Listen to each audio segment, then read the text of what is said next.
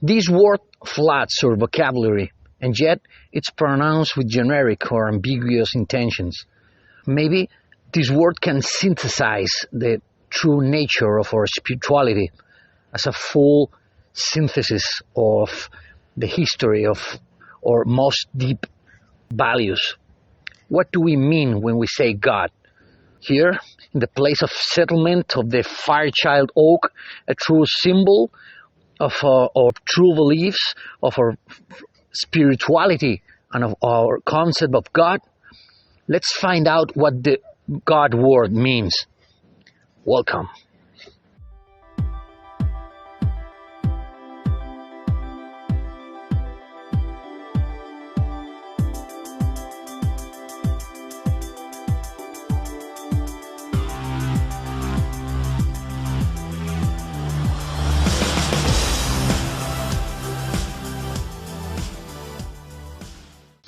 Hey fellas, how are you doing?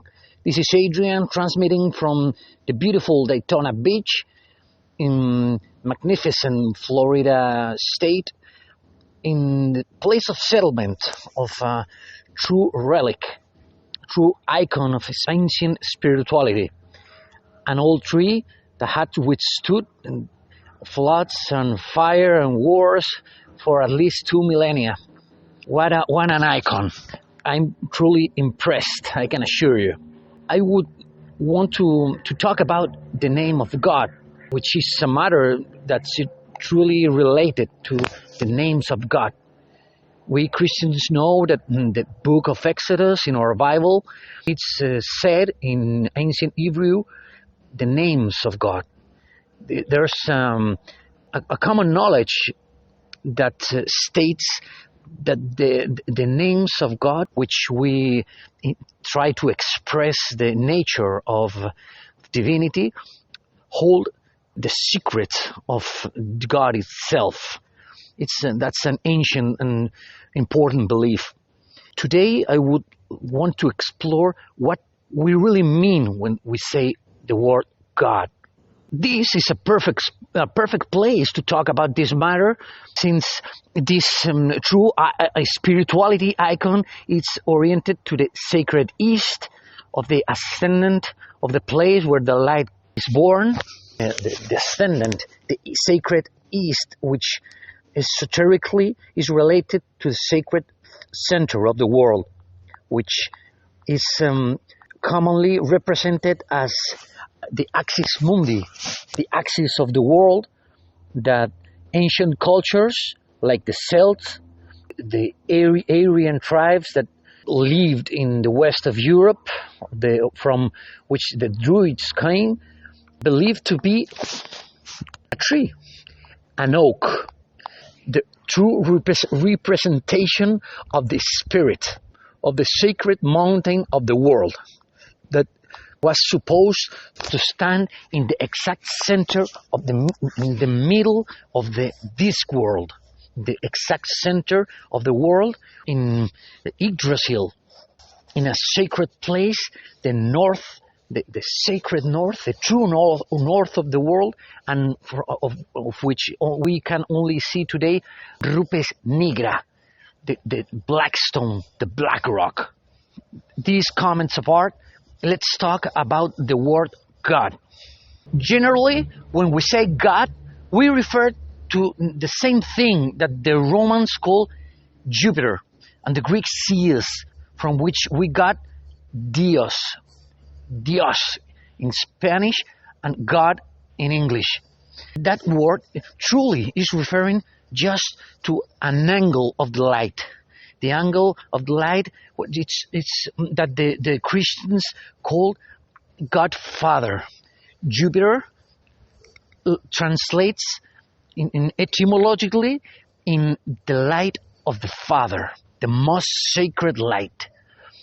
But this is only an angular approach to all the divinity. This fire force, Sagittarius, and his god, its planet, Jupiter, has two at least equal forces, and that also hold the fire spirit. One, of course, is Aries.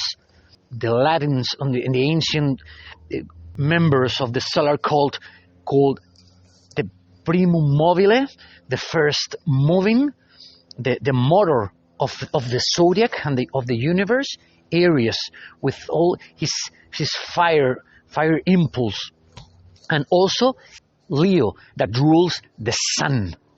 These three angles of the light, which hold the sacred fire, are three different denominations from God. One would be Jupiter, the other would be Mars, and the other would be the sun. But not the sun in the sky, but the sun within, the sun in our heart, that Leo truly represents, the lion. These three approaches are only talking about the consciousness, the spirit. God as a spirit in his three angles. That, as we know, when Catholics try to summon when they are expressing their intention to redeem, they call the Father, Jupiter, Sagittarius. They call the Sun, the Lion King, Leo, the heart within, the inspiration of God in our heart, and they call the Holy Spirit of Aries. That belongs to the unity, number one. And the Pythagoreans call the monad. Well, this is the fire approach, but there are others. And near this beautiful and magnificent tree, we can think about the real axis mundi, the axis of the world axis, the sacred mountain, which foundations stood in the ground in the sacred black rock. The black rock, or the black cube, which is a reference to another of the names of God, which is the powerful Saturn, Titan of time, of which we were gonna talk in other videos. This sacred black cube is the Jacob's stone, from which all the creation is built. Therefore, we talk about this black rock of the center of the world, of the bottom of the axis, when we try to express the divine idea of structure, of inevitability, and of course of manifest destiny. Is the other face of God Father. One is Jupiter, the god of expansion, of the social impulse, of magnanimity. But this Saturn is otherwise, is the cruel dad, the dad you need, the real coach, the CEO of the company, the one that motivates you to be strict and to make plans and to be ordered, the one God which sees the details of your work, and it's very severe. Saturn, Christians call Satan, the one God that Dante found in the bottom of the hell itself, with the form of a great goat, referencing the constellation of Capricorn, of the winter solstice. Okay, in the top of the axis stands the big demon, the demiurge, which is the sun itself, but not the sun within, which is Leo, but the sun above, Apollo, Mitra, Shamash, on all other references that they're trying to express the light force, the Lucifer. The light force is balanced with the moon force, the white force that emerged directly from this concentrated beam of light that the unity is in his deepest nature. So in the bottom we have Satan, in the above we have Lucifer, the sun and the black sun. Okay, that with regards to the axis that this tree truly represents. In the bottom, the constellation of Capricorn. In the top, the Cancer constellation, where the demiurge of Lucifer's throne stands at the soul, as the light of the world. We also know that this light is called by the Masons the architect of the universe, and that stands in a sacred love relationship with the moon and with Isis, and that from this matrimony, this holy alchemic matrimony, comes the light we have called Leo, the sun within. Okay, represented, we also know by the star Sirius. But let's go a little further. I hope that I'm not giving too much information, but it's important to go on when we say all this. Okay, we talk about the triangles of the firelight, Aries, Leo, and Sagittarius. We talk about what's in the top of the axis, and in the bottom, Satan and the demiurge. But there's still a little farther to go. Some people, when they say God, they're referring to other thing. They're referring to the sacred goddess. The sacred goddess called Earth. It comes from what Latins call terra. In Sanskrit, the old Hindus call Tara, from which the word tarot, the tarot cards come. That is the goddess of the material world, of this holographic matrix in which we really live. This sacred goddess is the Greeks called Demeter. Demeter that shares the same core as Terra. It sounds like the same, really. And in the Hebrews call this as Root, the sacred feminine Root, or Esther. Okay. And that also reminds to the Easter of the Easter, the celebration of Easter that comes in the after the sacred equinox. But why? That's because the sacred fire of Aries gets into the earth, and it creates the prodigality of spring, the fecundity of the great goddess Earth. Some people when they say God, they're referring to the goddess, to the sacred goddess. But let's go a little further. Some other people, when they think about God, they don't think about fire. They're thinking about a sound, about really a word, the word of God, that the ancients called the Logos. The Logos rules over the logical thinking, and the grammar, and the order of phrases. And they believe that God is that force. That's what it's said in the scriptures, but because God is light. But then it's represented, the Spirit of God, that is really something coming from His mouth, as some words that are speaking to create order in matter, in that which the goddess has created. So God speaks the word and creates order. That Logos is a powerful force related with Mercury, with Hermes, the god of initiation. Well, if we go a little further, we said that the demiurge god stand on Cancer, on the throne of Cancer, of the summer solstice. But there, in the summer solstice, their true ruler is a queen, is the goddess Moon, Hecate.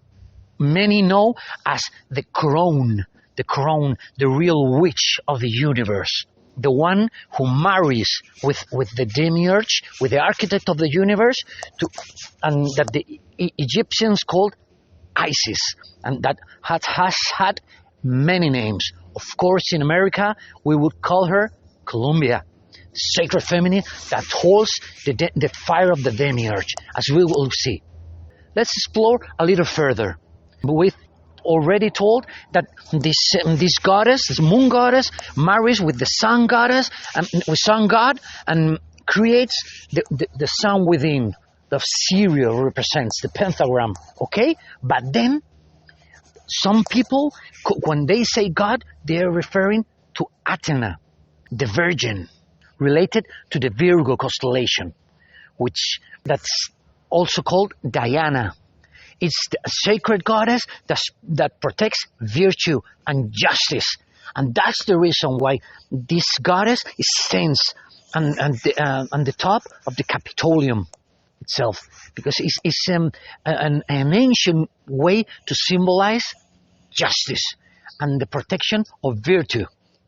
That's why it's also the Capitolium. It stands just in front of the Supreme Court. We will talk about that when we go to Washington, D.C., I can assure you. District of Columbia not only holds one goddess, Columbia, also holds that other goddess, Columbia. It's important to know. Well, let's go a little further, okay? Let's go a little further. We're almost there. We're almost there. The next goddess we need to know of this pantheon is the goddess love itself, Venus. The sacred goddess that many think it's the true God's form, and it is related to the Libra constellation. Okay, and this it's a force that's trying to make an equilibrium between what's dark and what's light. Love itself, the force that makes the extremes want to become a unite force again. Very important force, love. The next god I want to talk about is different. Once love is terminated, we find underground the death god, Hades, the god of below the earth, the god of the sacred sacrifice, related to the sacred god of the material world, Demeter, Terra, earth itself, and that rules over the richness, all the capability of make a sacrifice to obtain power. A very powerful god. Many people know through suffering. Of course, the devil has taken a lot of its iconography from this god, as we know. Then Sagittarius, we already talked about him. Of course, we talk about Satan, Saturn, Capricorn. Of course, there are only two more gods to mention. The one god is Prometheus, Uranus. Prometheus is that god that was really a titan that was tied up to the axis of the world, to the sacred tree of the world. The god of freedom. Many think that the true form of God is freedom itself, that Prometheus incarnates. And then the last god, very important god, because it rules over Pisces, and it is the god that gives the shape of the Christian God. Is the god that we call the Redeemer, and the ancient called Neptune. Is the god of the sacred mystical love, not the Venus love, which between two people. The God that unites all the world and make the world together again through a true feeling of belonging. The last God. I hope you all are very well. Please remind, there are a lot of mosquitoes around me. Please remind that I love you. If you can, try to visit this magnificent, truly spiritual symbol, and we see us soon. Good luck, my friends.